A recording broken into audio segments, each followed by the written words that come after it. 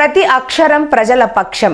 HR9 news టీవీకి స్వాగతం, సుస్వాగతం. జిల్లా బద్వేల్ నియోజకవర్గ పరిధిలోని ఎస్సీ, ఎస్టీ, బీసీ, ముస్లిం మైనారిటీ వర్గాలకు చెందిన నిరుపేదలు గ్రామీణ ప్రాంతాలలో ఉపాధి అవకాశాలు లేక పొట్ట చేత పట్టుకొని కుటుంబంతో సహా పట్టణ ప్రాంతాలకు వలస వచ్చి పట్టణంలో కూలి పనులు చేసుకుంటూ బద్వేల్ పట్టణం రూరల్ పరిధిలో ఉన్న పీపీ కుంట, సి కొత్తపల్లి, బకారాపేటలందు ప్రభుత్వ భూములందు పూరు గుడిసెలు, నివాస గృహాలు ఏర్పాటు చేసుకొని జీవిస్తున్న పేద ప్రజలకు ఉన్న చోటనే ఇంటి స్థలాలు మంజూరు చేయాలని కోరుతూ భారత కమ్యూనిస్టు పార్టీ సిపిఐ జిల్లా కార్యవర్గ గాలి చంద్ర ఆధ్వర్యంలో సోమవారం ఆర్డీఓ కార్యాలయం నందు సిపిఐ ప్రతినిధుల బృందం బద్వేల్ ఆర్డీఓ పి చంద్రమోహన్ కు వినతి పత్రం అందించారు.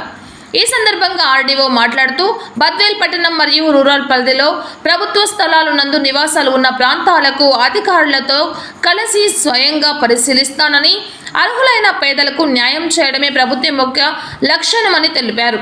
నివాస గృహాలకు అనువైన స్థలం అయి ఉంటే ప్రభుత్వ నియమ నిబంధనలకు అనుగుణంగా అధికారులు ప్రతి గృహాన్ని సందర్శించి పూర్తి స్థాయిలో విచారించి అర్హులైన వారికి న్యాయం చేస్తామని హామీ ఇచ్చారు. ఈ కార్యక్రమంలో సిపిఐ జిల్లా కార్యవర్గ సభ్యులు వడ్డమాను వీరశేఖర్, పి చంద్రశేఖర్, పట్టణ కార్యదర్శి పెద్దులపల్లి బాలు, రూరల్ కార్యదర్శి ఎన్ ఇమానువేల్, ఏరియా సహాయ కార్యదర్శి పిడుగు మస్తాన్, రవికుమార్, చెన్నయ్య, జిల్లా సమితి సభ్యులు పడిగే వెంకటరమణ, విజయలక్ష్మి తదితరులు పాల్గొన్నారు. ఈరోజు బద్వేల్ ఆర్డీఓ గారు చంద్రమోహన్ గారిని భారత కమ్యూనిస్ట్ పార్టీ సిపిఐ జిల్లా నాయకత్వము పోయి వినతి పత్రం సమర్పించడం జరిగింది. ప్రధానంగా గత ప్రభుత్వంలో అన్యాక్రాంతమవుతూ ఉన్నటువంటి భూములను కాపాడాలని, అదేవిధంగా అర్హులైనటువంటి పేదలకు ఇంటి స్థలాలు మంజూరు చేయాలని చెప్పి అనేక సందర్భాలలో అధికారుల దృష్టికి తీసుకుపోయినప్పటికీ కూడా పట్టించుకోకపోవడం మూలంగా అనివార్యంగా ఇవాళ అన్యాక్రాంతమవుతున్నటువంటి భూములలో అది గోపవరం మండలంలో పీపుకుంట వద్ద, బద్వేలు మండలంలో శ్రీకొత్తపల్లె, బాకరాపేట వద్ద పేదలు గుడిసెలు వేసుకోవడం జరిగింది.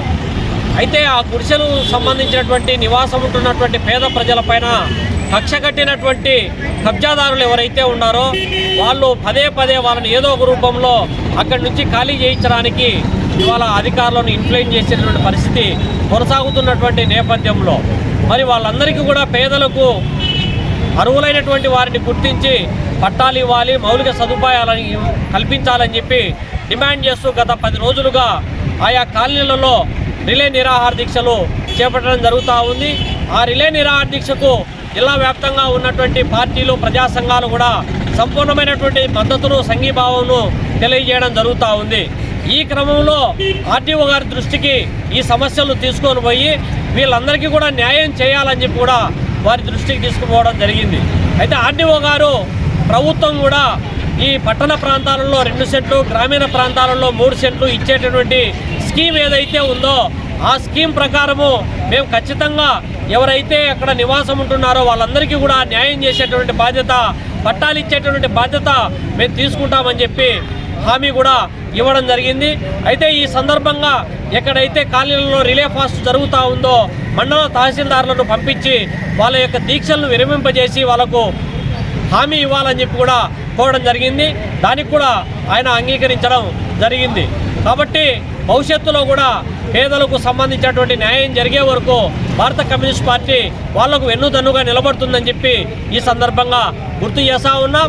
ఇంకోవైపు ఈ బద్వేలు నియోజకవర్గంలో ఉన్నటువంటి గోపవరము, అదేవిధంగా ఇక్కడ ఉన్నటువంటి బద్వేలు లేకపోతే పౌర్మామిల్లా ఈ ప్రాంతాలలో ఎక్కడైతే భూములు అన్యాక్రాంతం అవుతూ ఉన్నాయో ఆ అన్యాక్రాంతం కావడానికి కారణమైనటువంటి కారకులు ఎవరైతే ఉన్నారో వాళ్ళందరిపైన కూడా చర్యలు తీసుకోవాలని చెప్పి కూడా సర్వే నంబర్లతో సహా ఆర్డీఓ గారికి ఇచ్చి విచారించి ఆ ప్రభుత్వ భూములు కూడా పరిరక్షించాలని చెప్పి కూడా కోరడం జరిగింది. వారు దానికి కూడా సానుకూలంగా స్పందించి చర్యలు తీసుకుంటామని చెప్పి హామీ ఇవ్వడం జరిగింది.